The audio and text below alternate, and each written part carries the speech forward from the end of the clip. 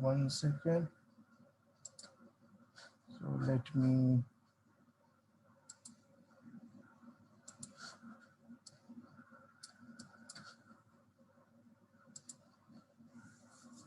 So closing is another challenging area with the users or with the project managers, because they would like to actually how to close the project, how to make sure that your project gets into the operations, how to actually shake hands between the end of the project and the beginning of the operations.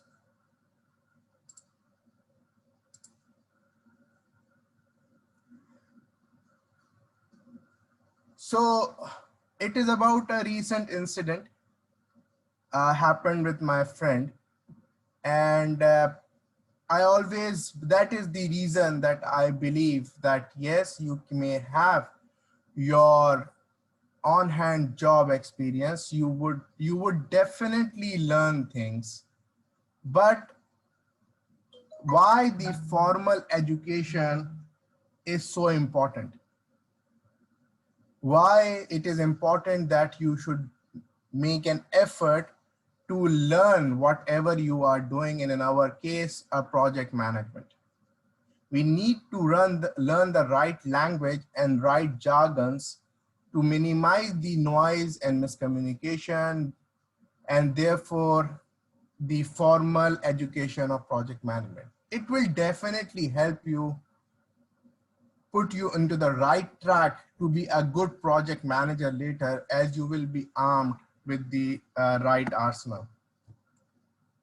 Here, the very quick story is that one of my friend, who is a consultant to on an organization, he asked a project manager that, would you please share your project management plan?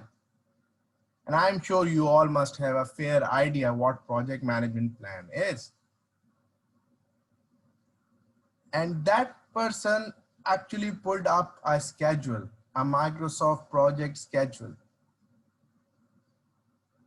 And so you can understand, you can see that this is the kind of a difference of language, and this is how it is going to impact, because then you never learn, because you have a wrong assumption in your life, you have a wrong definitions in your life, and then you might not able to learn. So that there is a difference between project management plan and a project schedule. So let's not end this topic here of, this is a very small example in terms of how the smallest of the definition of a document or a deliverable could make an impact. But think, when you will be asked to create work breakdown structures, you would be asked to create planning packages, and you would have no idea that what is expected of you, what is expected from you, what you need to do. So that is the one of the very important reason that the formal education makes a lot of difference in your growth.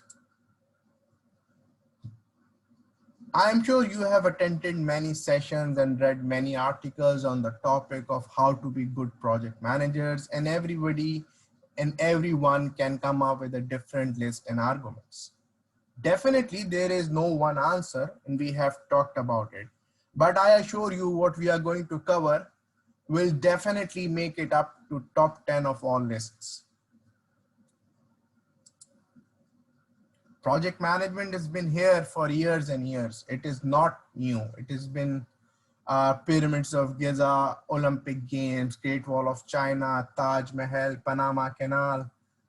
All these have been there for years. I mean, the seven wonders. Are we in the 20th, in our century, 21st century, we are still trying to figure out how the pyramids were built? Who were the laborers who were part of Taj Mahal? So this is kind of a knowledge that we have lost, and in some people, and somebody said a loss of civilization, specifically in terms of pyramids.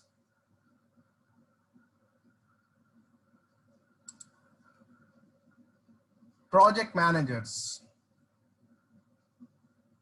I hope that definitions, they are organized, passionate, and goal-oriented. They are change agents. They have broad and flexible toolkits. Isn't that too technical? Let me try to translate this in a simpler language. You are enemy of status quo, a polar opposite. You ask questions. You create ripples in the comfort zones of other employees surrounding you. You are a dreamer. You make things happen. You take an idea you take an idea and make it a reality. That is something you do by influencing the stakeholders. You do by balancing the constraints, by asking the right questions, by making sure that you challenge the status quo. You have some very important job. I mean, it is leading a team can only be effectively done when we focus on emotional intelligence. It's about your soft side. It is your ability to connect with people, and most importantly, a self-awareness. You have delivered your project on time, within budget, the customer has signed it off, and you have completed your end project report. Is it really the end? Have you finished the project? Is it time to move on? True? I say no. We cannot expect the benefits automatically to drop out from our project with no efforts. Successful delivery but no benefit is not in anybody's favor.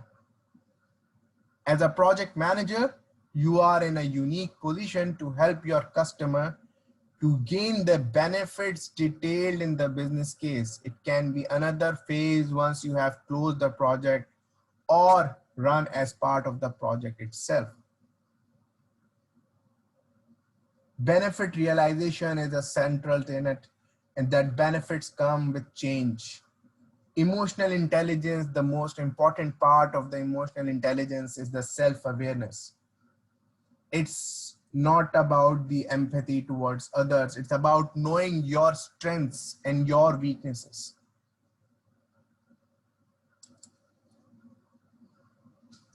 Other departments often have trouble accepting the complexities inherent to project management. How can a simple request need so many resources and so much time to complete? In some, project manager is always expected to deliver miracles with all that is happening around. Isn't that true? Whether we have the right resources or not, whether we know where are we going, whether we have an idea that what is the final objective of this project, we are expected to do miracles. 189% of projects are over budget and 222% times overrun. It's not that how many, but it is the percentage of over budgeting. It is the time, the schedule that we overrun. Project management is a good job. It's not a title that you have. It's multiple leading roles that you need to do on your project. It is said by 2027, employers will need 87.7 million individuals working in project management oriented roles.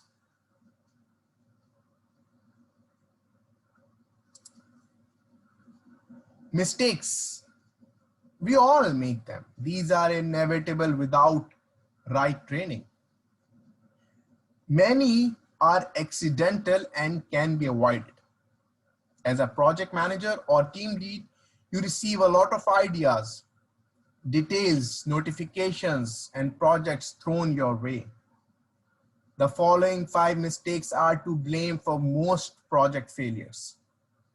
By avoiding these pitfalls, your organization can improve its ability to deliver on time and within the budget. The objective here is we need to moving towards success and not disaster.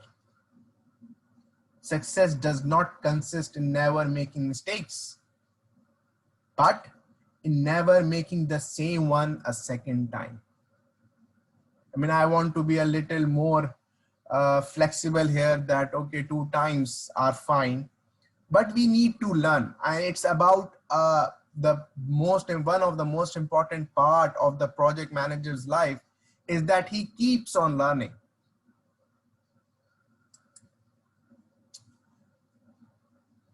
Would you surprise if I tell you that many projects don't have clear goals?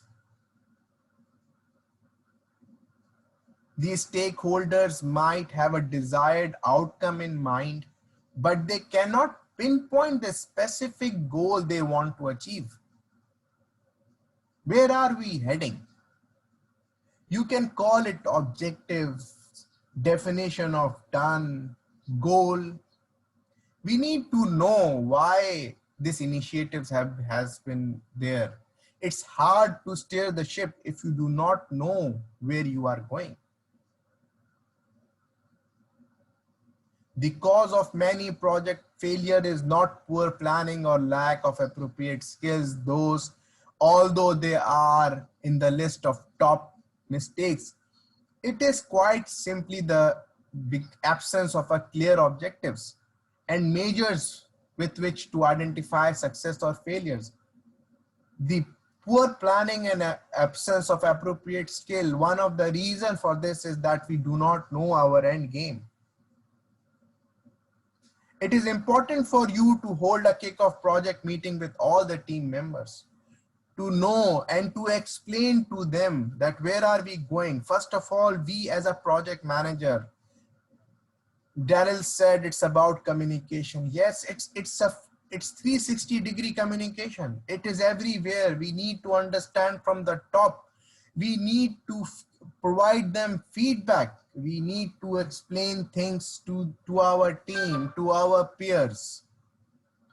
Pulse of Profession 2017 survey said inadequate vision or goal was the 4th biggest cause of project failure.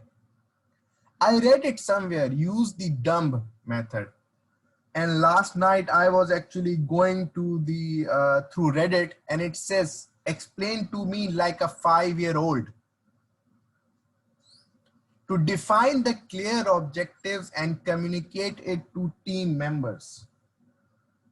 To ensure that we don't have misaligned objectives. Each project should have a solid and approved business case that spells out specifically how it aligns with the goals set by your company's executive.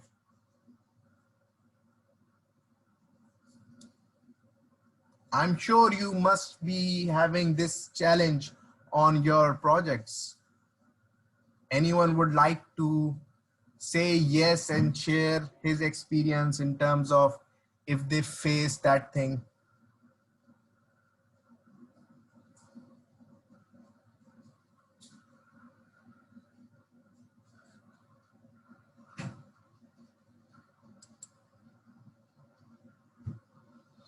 So, Daryl, we are here. Communicate, communicate, and communicate. I mean, definitely, this does not mean that we are always communication. We know the end game. Yes, Daryl. You are right. When you are in the construction, you know the what will be the building look like, who are going to use it. But still, at least in the We have seen many of the buildings and constructions built and not being used properly. So that is again the challenge at the end, the definition of end. So communicate. This does not mean that we are doing one-way communication always. It is said that only 7% of the total communication is based out of words. Your job is to communicate, and active listening is big part of communication. Active listening is that it's your body language, it's your feedback loop. It is how you are actually making sure that you are understanding the process that you are using here by defining by answering in the chat box. I'm sure you must be thinking that why I do not have it written, that infrequent communication with the stakeholders. Why it is why with the team. Communication as an umbrella is a challenging job, but at least all project managers have a clear idea that they have to communicate with these stakeholders. And they do it to large extent. In some capacity, some formats of the meetings are there, some challenges, some processes, some templates are there. But the challenge comes here is where we leave our team and assume that they know everything. The missing of top-down communication creates rumors, difference of opinions, and rebel groups. So what else is communication? Any idea?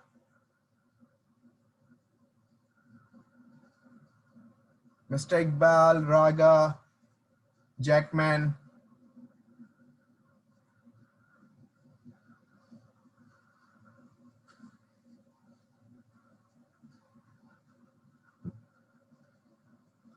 If you don't keep everyone on the project informed of decisions, expectations, changes, and so on, you can be surprised with their they will make mistakes.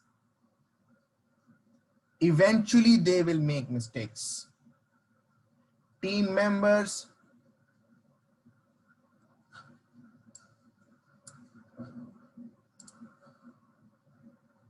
roles and responsibilities, onboarding. In construction, PMs are challenged translating technical to clients and risk to trades. Communication takes many forms. You are spot on, Mr. Darrell. Team members, one member is the smallest unit of a building, smallest unit of your whole structure. If he or she is not properly briefed and motivated, you cannot deliver projects and eventually won't be able to play a role in an organizational success. Before moving to the next one, I just want to say, be careful about over communication. Nobody likes being micromanaged. You know, micromanaging can be disastrous for the environment. I have seen companies collapse from inside out just because people working inside fail to communicate with each other. They don't know where they are heading. What is the purpose of the job? Sometimes people are going for an execution and they come back and the top management has changed the game plan or have moved the goalpost.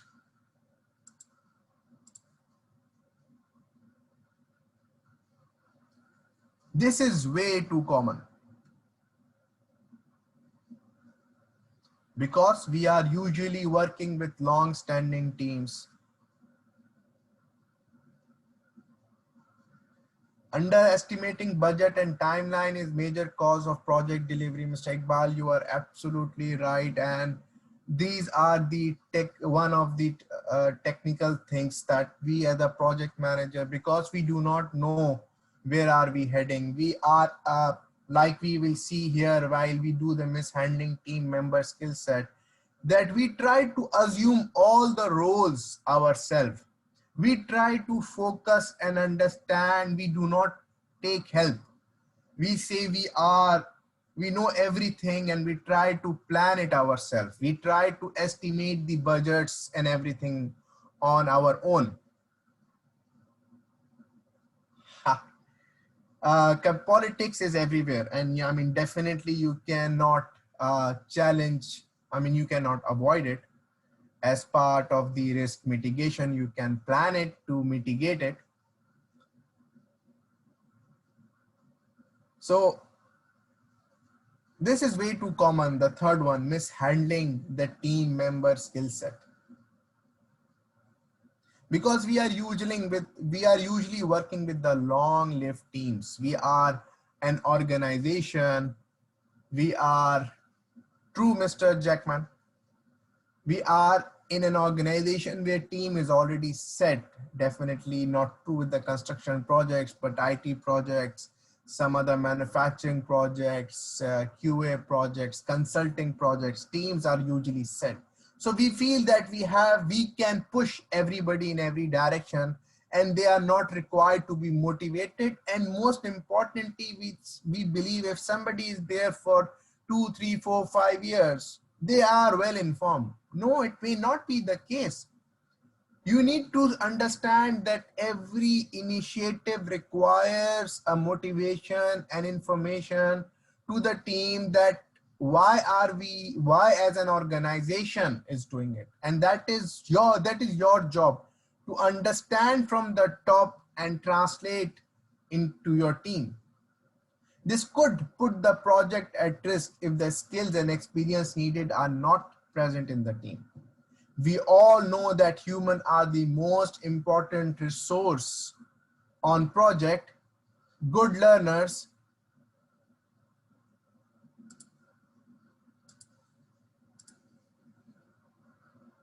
uh, good leaders know how to get optimal results from the people who work for them by best matching the team member skills and abilities within the task they have to accomplish.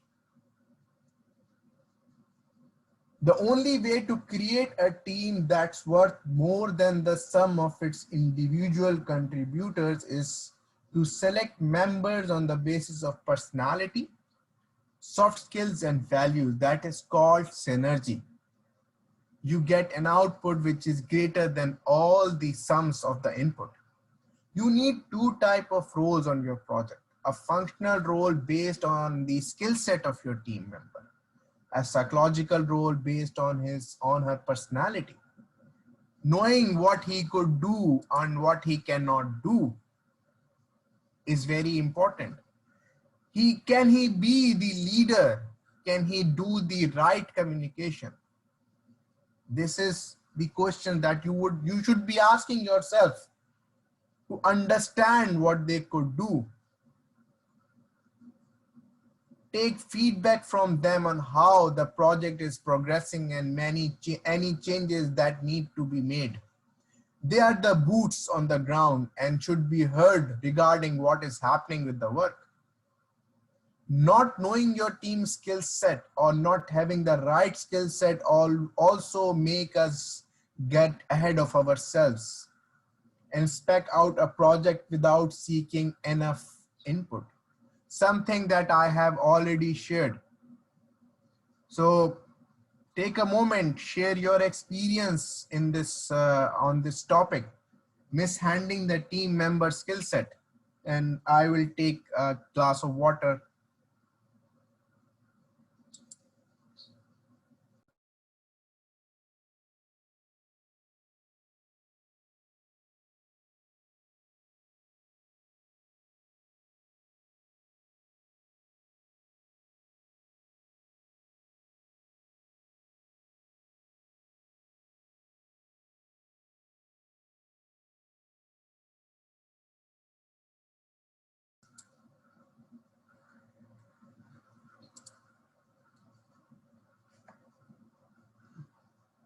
So, okay.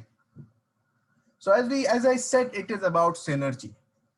It is about making sure that everyone in your team is not only giving the best, because I mean, I strongly believe it is not about being that you are at your best.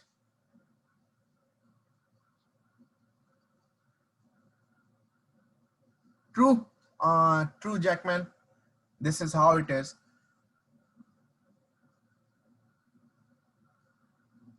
So knowing your team definitely creates a successful project team. Microcontrols gives visibility to actions to team to assess their skill sets. True. Micromanaging is where people or the members of your team loses their trust. This is where they loses the confidence on in themselves, and that is one of the very challenging item that you cannot easily manage. I have worked with the teams, with the managers who just want to do everything themselves. We need to follow the process. We need to, but we need to let them do it. We need to let them learn the way we have learned over the period of time. Inspect what we expect. Completely agree. I mean, indeed, definitely.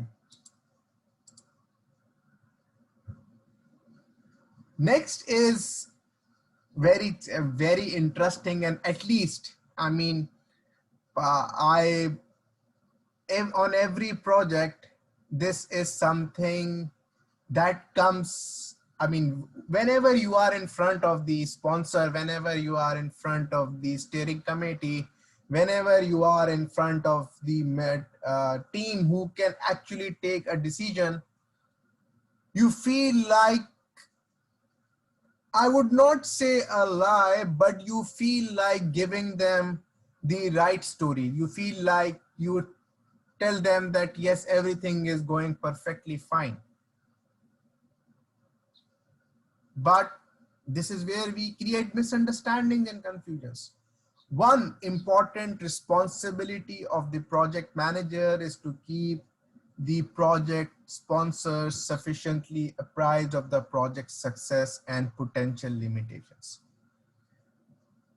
I mean, even after 20 years in this field, on every project, I struggle and I fight with myself that I have to put the right information in the status reports. I have to tell the right situation to the stakeholders. But it is very important that how are you going to do it? It does not mean that you become rude, and you need to still use the right word. You need to still share the hope of the success, but not by not hiding it that everything is going well. Project sponsors, I do understand. I mean, this is there, they represent power. I mean, many project managers fall into the trap of portraying a positive picture that doesn't always reflect the reality. We need to advise them what is going wrong and how can we what would be the solution and how you need their help in getting things right. I attended a session about 10 years back. This is where they trained us that how to ask for the help from the sponsors, because they are the right people who have the control and say over the on everyone within an organization and on the team. It happens all too often. A complex project runs into a roadblock, catching stakeholders by surprise. In most cases, the issue could have been avoided had the stakeholders had been alerted in time. Setting a wrong expectation, keeping a bad news to yourself, project sponsors plays a vital role. So to avoid it, PM assign too much at once. That is another challenge. Once things are started going bad and the project manager starting missing deadlines and milestones, and they want to portray a good picture, they start putting too much, assigning too much to the team. He risks causing misunderstanding and confusion during the project development, and so it is doomed to failure. Being over-informed is better than being under-informed. As some Mr. Darrell said, being timely to have those challenging conversations can mitigate negative effects. Even though that this is one of the very important learning of my life, that how to be honest and truthful with the project sponsors. I have worked on projects which were doomed to fail, which were from day one. I know it is they are going to fail. These are the knowledge projects, because one of the thing was because they did not know what is the definition of done. Why are they doing it? It was just initiated because somebody wants it. Somebody who has the money, somebody who has the power would do it. They never knew that what are they expecting at the end of the tunnel.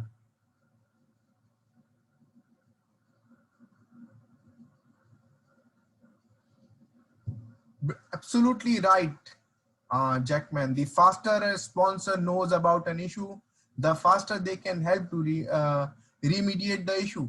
I mean, that is what they are there. We need to learn to ask help from them. We need to share the bad story, situation or a news that is not very good. But think of it yourself. Think of it that you are a doctor and you need to share news of a cancer to a patient. Would you be rude? That is how you need to access your sponsors. That is how you need to explain the news to your sponsors. The challenge and the solution both. You cannot just tell them that we have a cancer. You need to tell them that giving more information, and that is where your job is to communicate. Your job is to learn. Your job is to observe. And if you get yourself micromanaging, and if you get yourself too much involved in what the job, what your team is supposed to do, you are gonna miss all these things. Be clear on what does success look like to manage stakeholders' expectation.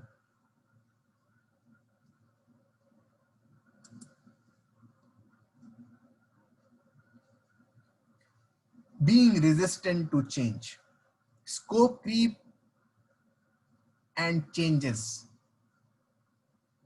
I mean, it's a fine line between them. Scope creep is the hidden productivity killer that no one recognizes until it is almost too late. A project manager has to balance the value of feature versus the time and the resources it takes to finish the deliverables. Many project managers see changes in plans, deadlines, approaches, so as threatening to the overall success of the project. No, this is wrong. Every project should be regarded as a living thing that evolves, develops, lives, and most of all undergoes modification.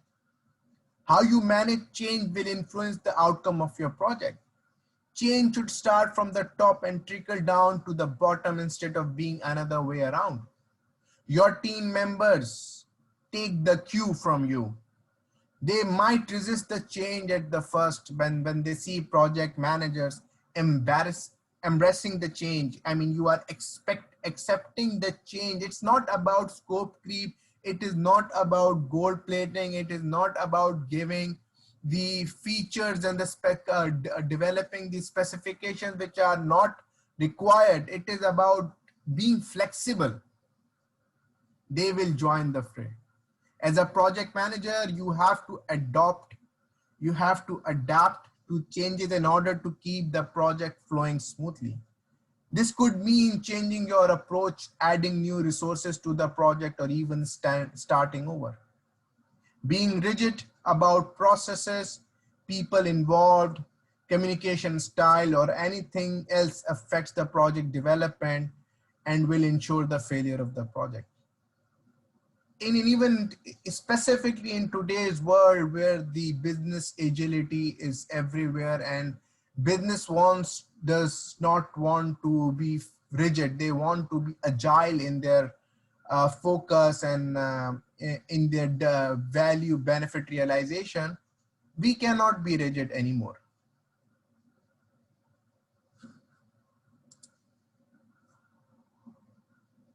Many project management mistakes are unintentional, but that does not mean they don't happen. In the end, there are so many tricky parts to a project that sometimes the mistake project managers make are simply unavoidable. The important thing, however, is knowing how to turn them into lessons that will better the project manager's role as a team leader and professionals in their field.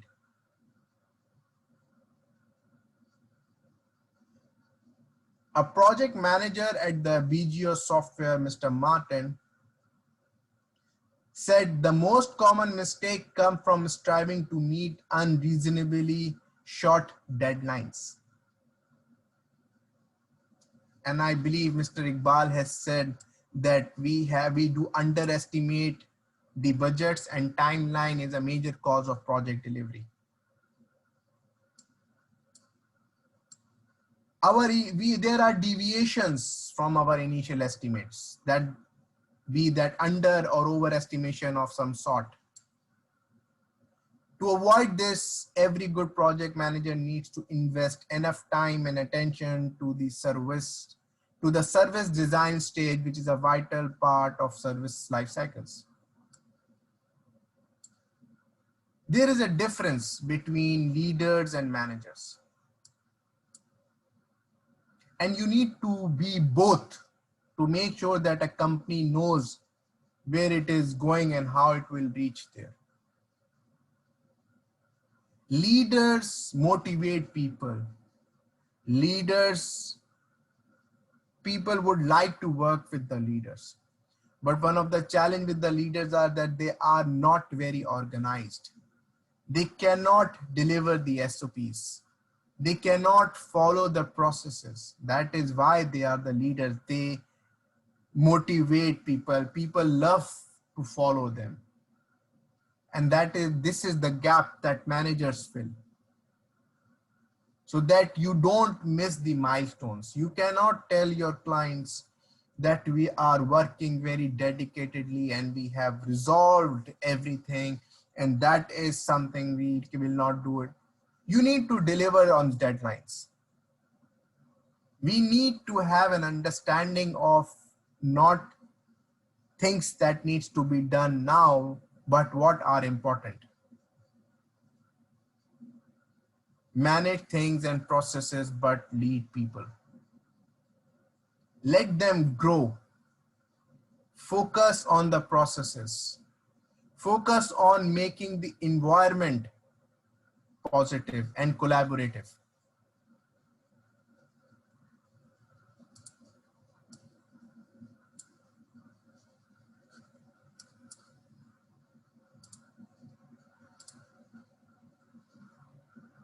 I hope that everyone here is still with us till here, and people who have joined after the webinar started.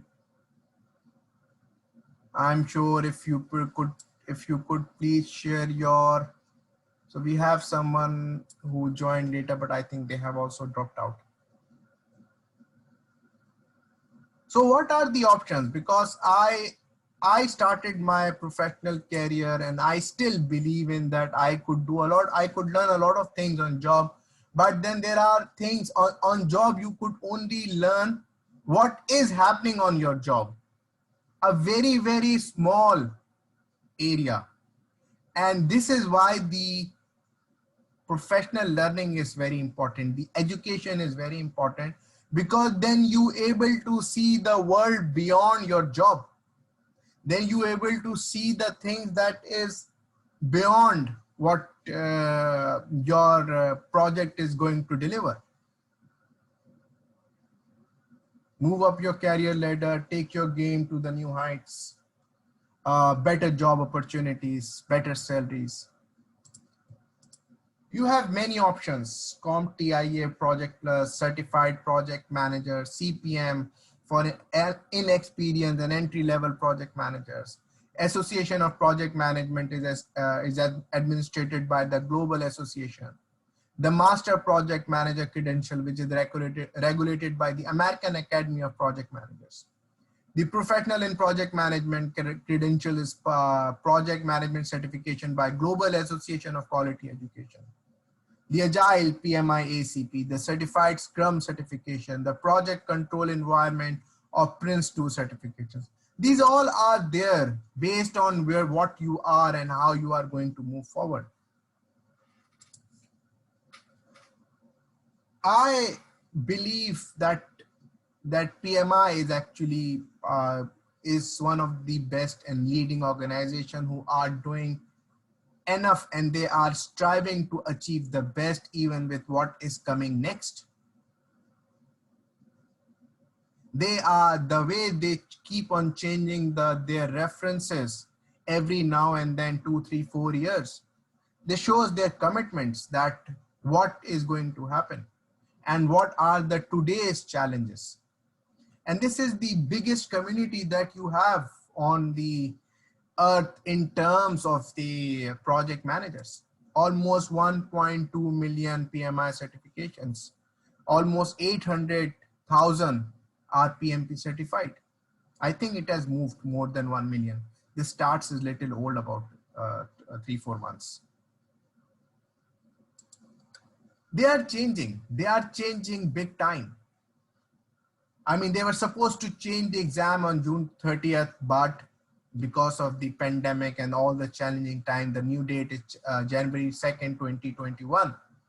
And the last date of exam is on the current book, which is PM Book 6, is on 31st of December. PM Book version 7 is just on the horizon. Application form has already changed. Exam is changing. PM Book is coming in Q1. So what is changing? So now they are also moving away from guiding you step by step by prescribing you, although they always said that this is not a prescriptive method, this is a descriptive method, and you can tailor it the way you want it, but still it is defining you that you have to do this process first, that process second, this document needs to be an import, that document needs to be as a deliverable. They are moving out of it completely. They are going to talk about the leadership, lead the people. They are going to talk about the technical aspect, processes, but from 100% to 50%. And they say that the books that they are going to write, or the current books that we have, is only covering 50% of it. So just to cover 50% of the exam, you need to review the additional book which comes in bundle with PM Book, which is not currently part of the PMP exam. That is from the January 2nd. The whole PM Book Agile, the Agile manifesto, the Agile, how the PMI ACP exam will be part of, I mean, I should not be saying that PMI ACP exam will be, but you need to know the Agile way of doing it. And that will consist of 50% of your new exam. So the people book is not dealing with it, which is a 42%. There is no leadership chapters and champions and the processes and the definitions in the book. The processes, which is 50%, the business going to be 8% of the final exam. The new direction in the PM Book 7, I mean, there could be, it's not about that the previous 20-25 years they were going in a wrong direction. No, the demand of the today's world is different. So they are moving away from process based to principle based. From detailed perspective in nature to generally accepted objectives for practice of project management. No more process-based details. Seventh is its delivery landscape from predictive to agile, including hybrid. PM Book Guide will cover the entire delivery spectrum. It will be the relevant for traditional, linear, and applicable to non-linear incremental life cycles like design thinking, lean startups, agile, and Kanban. We all will agree that practices are subject to project environment. Principles largely remain same as they provide level of abstraction that can incorporate multiple perspectives and approaches. So moving out from 49 process areas to an open area. So as principles deals why and not how. So let me give you an example. Control schedule is a process which is currently defined. In new, it is not defined. A schedule management should be done correctly to achieve the project objectives within the committed schedule. So your understanding, so people who are doing the project management at the strategic level, those who are making sure that the project is going into the right direction, they will be in a better situation when the PM Book 7 and the new exam is going to come out. No more risk register, but you need to work on threats and opportunities. The 7th edition of the guide builds on the standard and is structured not around the knowledge areas and ITTOs, but around the project performance domains, a group of related activities that are critical for the effective delivery. The ultimate goal with the 7th edition is to make the job easier, to give the project management professionals like you greater flexibility with the proactive, innovative, and nimble in response to change. They are making it open. There will be 12 governing principles. How you implement it is completely different. We will not bound by the prescription or little but tailoring, but will have a greater flexibility. You tailor the current processes, you tailor the current documentation, but now they are saying we are not going to talk about the processes. We are not going to talk about the templates. We are not going to tell you that identify the risk, do the qualitative analysis, do the quantitative analysis, do the risk response planning, implement it, monitor it. No, focus on the threats and opportunities. Look how you are going to manage it. Make it better as the way you feel it. Just a note on a side word that we are focusing on getting the people certified for the PMP certification before December 30th, or I would say December 31st. Post that, we will be focusing on the new book and exam. There are multiple reasons. They have changed the process of the costing process, that how every individual or a PMP aspirant is going to cost to the trainer, to the training organization. So the training cost will definitely go high. You will have to cover at least 30 to 40%. I mean, that is the, if you ask me on the, most likely it would be 60 to 70% more for the examination, because agile is completely 50% more. And then you need to do a people and business. The current knowledge base will be of no use, as there will be no processes in the PM Book 7 right now. Although if you find something not relevant in PM Book 7, in PM Book 6, but the knowledge is still there. If you find a video or a text which was written 5-7 years back, that is still relevant. But with the new PM Book version 7, it is not going to be there. It will be all open. So all those knowledges, I mean, that is an expectation, and that is how the book is moving from the thick book to very, very simpler book. And we have read the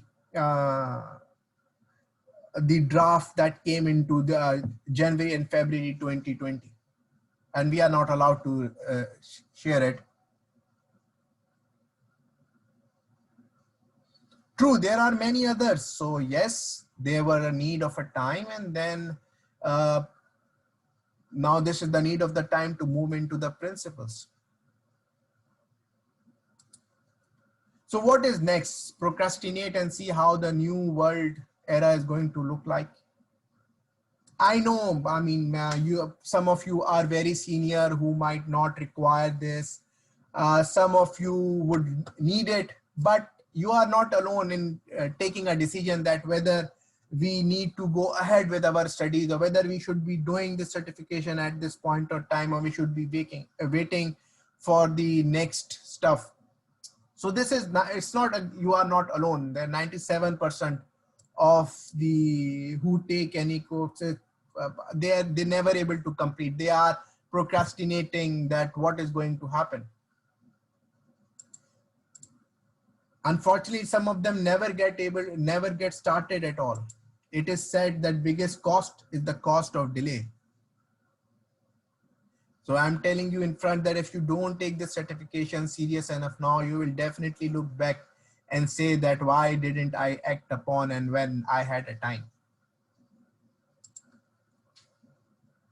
But why does this happen? Why do we need to do it? Why do we have to follow the process that we are saying? We are talking about Google Apocalypse, where you have everything available there, so much, 500 hours of videos. Overload when you have a new course and boot camp, a lot of videos and PDF without any actions. Lot of task hours reading books that unintentionally do one simple thing to you, that give you a series of very small negative experiences. This is where I have designed this PMP 30 days challenge as an experiment based on my years of experience. Just 30 days in order to get into the best condition to go through the PMP exam. Even though I had my entire experience back me, but there was a big if. But now it is working as intended. People are passing within the 10-15 days of their completing their badges. The success story doesn't end here. I mean, people are going to, because one of the very important thing that we do as part of the session is to make sure that they register for the exam date. So we have actually covered, I mean, it's already 1 hour. Seems like we will be overshooting for 5 minutes, and then I will take your Q&A for the purpose. So it is designed to answer the question that I have no energy left and I have no time, because this is where we are moving the course into the very, very small badges that you will be successfully pass your exam after this rigorous routine. And I challenge you that you will be able to take out the necessary time for it. That is the most important item. The 2 hours is very, very, I mean, it's a very small unit that required from you to cover the whole syllabus. So do you want a success? Now that you have this knowledge, and I have leave it up to you to decide and how and what you can do. Do you want to spend the countless hours searching for the right videos and this material? Or do you want to exploit all the hard work that I have done for you and compiled as a package, the PMP 30 days challenge? That is, I mean, nobody in the world can guarantee you a success. That is one very important. If there are people who are guaranteeing a success or guaranteeing anything, they are not honest with you. But you need to be equipped with all the right information and all the right arsenals and all the right things that you can actually take up that challenge. That is what we are expecting and looking into this exam in this 30 days, something you would not get even you spend thousands of dollars. Because this is not here that this 30 days is a long-term relationship.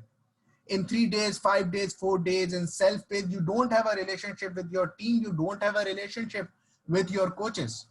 So it's a relationship that you build here that help you take the examination, that helps you go to that last mile that is required to pass the exam. So click on the link right now to reserve a slot and begin your journey towards this certification. So this is where I conclude my uh, discussion or my webinar. Please let me know if you have any question that I can answer. So if you can raise your hand, I can unmute you.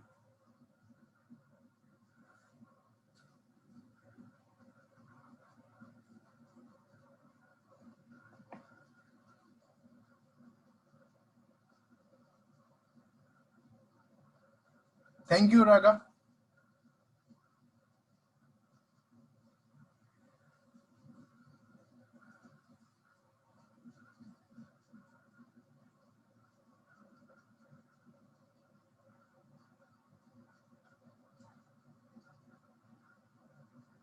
Yes, Iqbal, you have a question, Mr. Iqbal?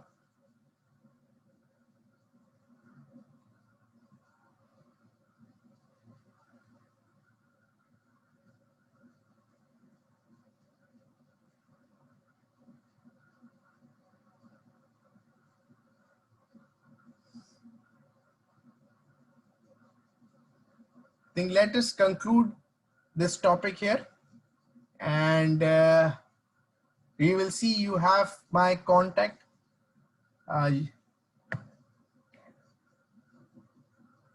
Thank you, Mr. Darren.